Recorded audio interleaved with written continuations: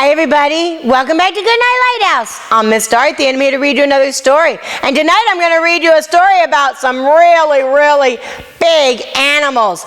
Big apes. Have you ever seen an ape? Have you ever gone to the zoo and seen a giant monkey that is an ape? Well, this book is called Apes A-Go-Go. Apes A-Go-Go. This is a story about some apes who come into town and try to help clean things up, but they just keep making more of a mess, and people are getting really frustrated. We need to get into this book and find out what's going on with these apes, and do they ever get this town straightened out? Are you ready to get inside this book with Miss Dorothy? Good. I need you to sit up and listen up, because here we go. Apes A-Go-Go, written by Roman Milisic and A. Richard Allen. Once upon a time there was a lovely town. It was so well kept that it was set to win the tidiest town competition for the third year in a row. Everything in it was perfect. Wow, they take really good care of their little town. Everything except for one flower, which had grown a little taller than the rest. "Bah! That pesky flower!" grumbled the town's persnickety mayor. Luckily, a passerby at that very moment heard the mayor's complaint. It was a Fussy Great Ape. "Why, all this needs is a little nudge," said Fussy Great Ape, who liked things just so. "I can fix it, Mr. Mayor."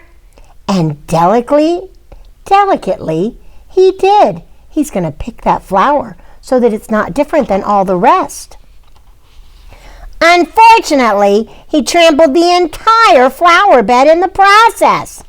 "Oh, see what you've done, you Fussy Great Ape," cried the irate mayor. "Oops," Fussy Great Ape winced.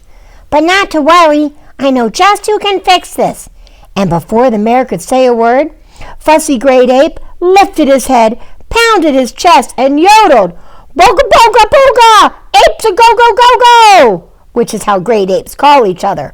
"Boga, boga! Apes A-Go-Go!" Wow, that's an interesting way to call his friends.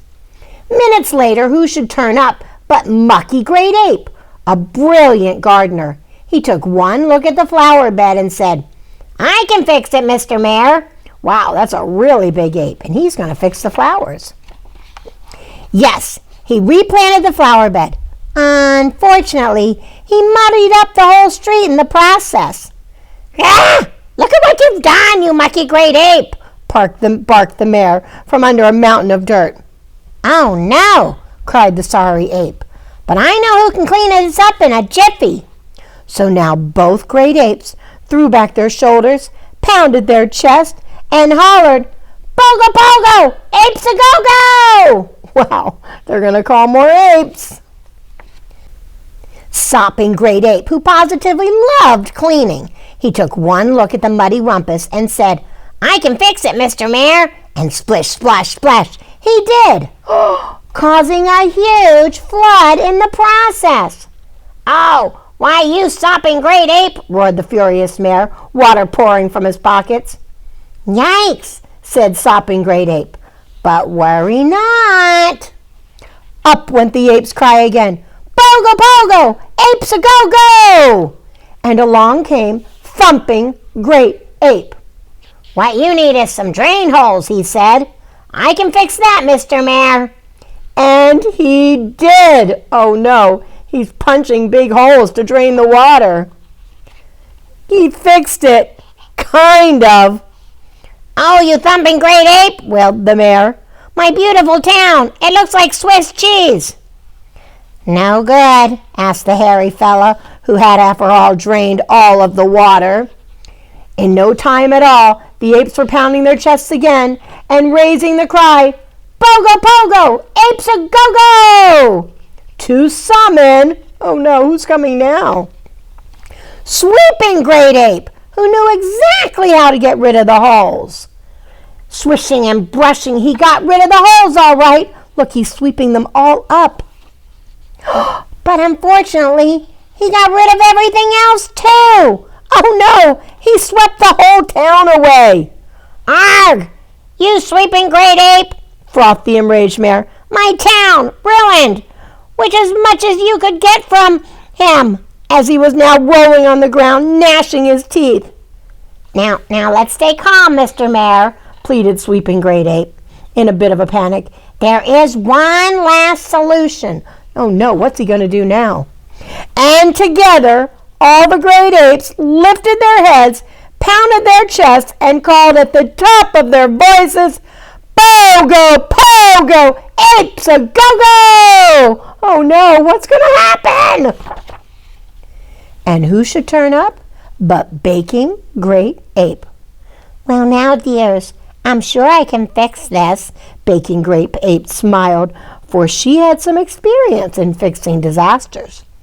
Then she baked a huge cake and put a little piece in front of the mayor, who through his tears took a nibble. Yum! And then a little more. Yum! All the townsfolk and all the great apes had a slice too. Someone brought balloons, and people really started to enjoy themselves. Look, it's turning into a party. Meanwhile, the great apes were doing a fine job of putting things back together. Maybe not quite as perfectly as before, but with plenty of charm. At the moment, the mayor realized that maybe there was more to life than a perfect town, like warm cake and good friends. He may not have the tidiest town any longer, but it just might be the happiest. Wow, they're all happy now. They're not worried about getting the town messy, and they're all able to enjoy themselves. Well, that was delicious, said the mayor as he polished off the final crumb and folded his napkins neatly. But who's going to clean up all these plates? The mayor thought about for a moment. Thought about what would happen if the apes tried to do it. Allow me, Mr. Mayor, said Smashing Great Ape, who was near at hand. But the mayor thought about it some more. On second thought, he said, I think I'll do it myself. And he did. Wow, those apes caused so much trouble. They were just trying to help, but they were so big and everything they did kept going wrong. And when one ape messed up, then he would say, Bongo Pogo, Apes A-Go-Go. And more apes would show up and more things would go wrong. But then they fixed everything and they were going to clean up again. And the mayor said, that's okay. I'll do it myself, which was really, really smart of the mayor because I don't think the apes were meant to clean things up. But they were meant to be friendly and they were meant to be helpful. That's all they tried to do. That was a fun, crazy, I like when they said Bogo Pogo, Apes A-Go-Go, and they kept saying it over and over again. That's a fun thing to do. Maybe you should do that the next time you have to clean up. Bogo Pogo, Apes A-Go-Go, and then clean up and be helpful around the house. Mom and Dad would love that if you did that tomorrow.